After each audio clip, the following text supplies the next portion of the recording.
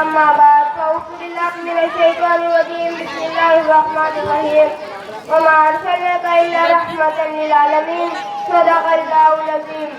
مشکل سے راستے آسان ہو گئے، مشکل سے راستے آسان ہو گئے، دشمن یہ دیکھ کر حیران ہو گئے. رکھا جب میرے نبی نے اس دنیا میں قدم، رکھا جب میرے نبی نے اس دنیا میں قدم، پتھر بھی کلمہ پڑھ کر مسلمان ہو گئے. جناب صدر اور میرے ہم مکتب ساتھیوں، السلام علیکم ورحمۃ اللہ وبرکاتہ. میری تقریر کا عنوان ہے سیرت نبی صلی اللہ علیہ وسلم. نگاہ عشق و مستی میں وہی اول وہی آخر، نگاہ عشق و مستی میں وہی اول وہی آخر، وہی قرآن وہی فرقان وہی یاسین وہی توحا. جناب صدر یقین مانیے مجھے جب یہ موضوع ملا دل کھلا کہ مقصدوں کا مرکز بنا، جسم کا روح تازی لہو کی طرح تھم گیا کہ آج مجھے سیرت نبی صلی اللہ علیہ وسلم کے عنوان پر کچھ کہنا ہے. محترم سامعین یقین مانیے جب میں سیرت نبی صلی اللہ علیہ وسلم کا تذکرہ کرتا ہوں تو مجھے طائف کی وادی میں پتھر کھا کر بھی ہدایت کی دعا دینے والے نظر آتے ہیں. جب میں اس موضوع پر بات کرتا ہوں تو مجھے مکہ میں عام معافی کا اعلان کرنے والے خیر البشر یاد آتے ہیں. جب میں اس موضوع پر بات کرتا ہوں تو مجھے زندہ کا معاف کرنے والے خیر البشر یاد آتے ہیں.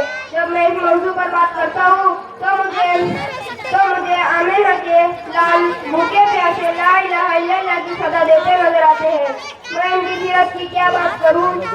وہ نبیوں میں رحمت لقب پانے والے، وہ نبیوں میں رحمت لقب پانے والے، مرادیں غریبوں کی بھر لانے والے، مصیبت میں غیروں کے کام آنے والے، وہ اپنے برائے کا غم کھانے والے.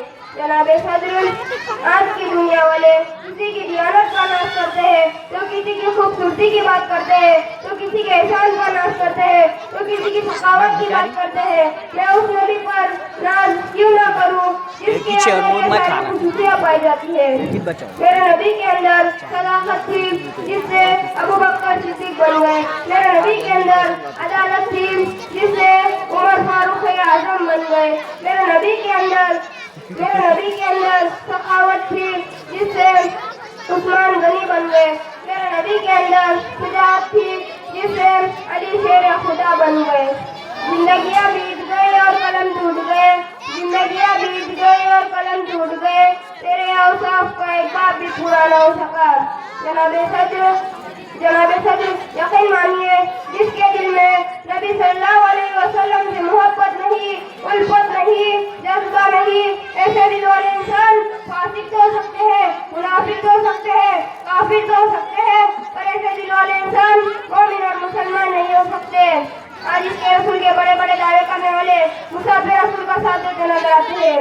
میرے ساتھیوں یا میں یہ بھی ضروری سمجھتا ہوں کہ اس کے رسول سے محبت بھی نہیں کہ بڑا سا چراغا کر لو یا جھوم کر ناچے پڑھ لو یا بڑی بڑی تقریریں کر لو.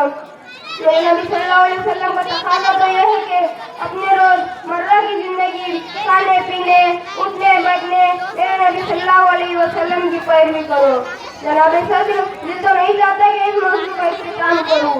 کچھ وقت کی یہ خلت ہے، مضمون طوالت ہے، کچھ وقت کی یہ خلت ہے، مضمون طوالت ہے، کچھ کہنے کی حسرت ہے، الفاظ کی کثرت ہے، کچھ کہہ بھی نہیں سکتا، چپ رہ بھی نہیں سکتا. جناب صدر ابتدا بھی وہی اور وہی اختتام، ابتدا بھی وہی اور وہی اختتام. میرے نبی پر اربوں درود اور خربوں سلام.